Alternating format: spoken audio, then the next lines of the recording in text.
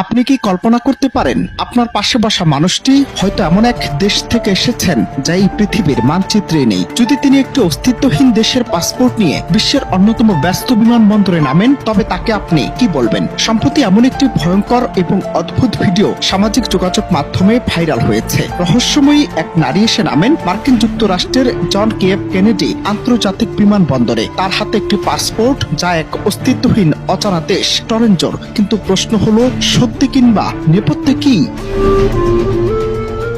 Tokyo থেকে আসা এই নারীর ভিডিওটি প্রথমে টিকটকে এবং পরে এক্সে পোস্ট করার পর ব্যাপকভাবে প্রচারিত হয়। ভিডিওতে দাবি করা হয় তিনি কেবল অস্তিত্বহীন দেশ টরেঞ্জো থেকেই আসেননি, বরং তার পাসপোর্টে যেসব দেশে ভ্রমণের সিল রয়েছে সেগুলোর একটি দেশও পৃথিবীতে নেই। স্বাভাবিকভাবেই প্রশ্ন ওঠে, এই রহস্যময়ী নারী কে? কিভাবে এমন একটি অজানা দেশের পাসপোর্ট নিয়ে তিনি বিশ্বের একাধিক দেশ ভ্রমণ করলেন? এই সমস্ত প্রশ্নই ভিডিওটিকে দ্রুত ভাইরাল করে তোলে এবং জন্ম দেয় নানা জল্পনা কল্পনার।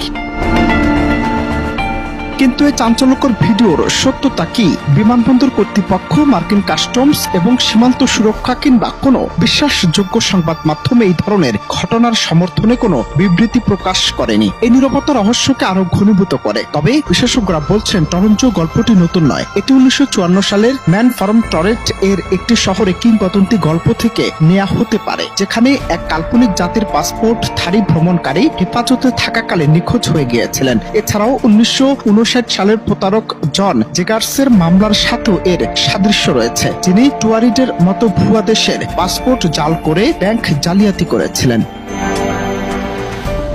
অবশেষে সমস্ত জল্পনা কল্পনার অবসান ঘটিয়ে সংবাদ মাধ্যম এনডিটিভি জানিয়েছে, ভাইরাল হওয়া এই ভিডিওটি একটি সম্পূর্ণ কাল্পনিক দৃশ্য। এটি কোনো সত্যিকারের বাস্তব ঘটনা নয়, বরং অত্যাধুনিক কৃত্রিম বুদ্ধিমত্তা বা এআই প্রযুক্তি ব্যবহার করে তৈরি করা হয়েছে। এআই দিয়ে তৈরি এই ভিডিওতে ঘটনাটিকে এমনভাবে উপস্থাপন করা হয়েছে যা দর্শকের সহজে বিভ্রান্ত করতে সক্ষম হয়েছে, এবং এই প্রযুক্তিগত কারসাজি প্রমাণ করে সোশ্যাল মিডিয়ায় যা দেখা যায় তা সব সত্য নয়। টরেঞ্জো পাসপোর্টের এই রহস্যময় গল্প আমাদের দুটি গুরুত্বপূর্ণ বিষয়ে সতর্ক করে। প্রথমত, মিথ্যা ও কাল্পনিক তথ্য দিয়ে কিভাবে খুব সহজেই জনমনে বিভ্রান্তি ছড়ানো যায়, আর দ্বিতীয়ত, বর্তমান যুগে এই প্রযুক্তির অপব্যবহার করে কিভাবে ভুয়া খবর তৈরি করা হয়। তাই কোনো তথ্য ভাইরাল হলে সেটি বিশ্বাস না করে তার সত্যতা যাচাই করা আজকের সময়ে অত্যন্ত জরুরি। অনন্ত হাসান মাসুদ, বাংলা টিভি।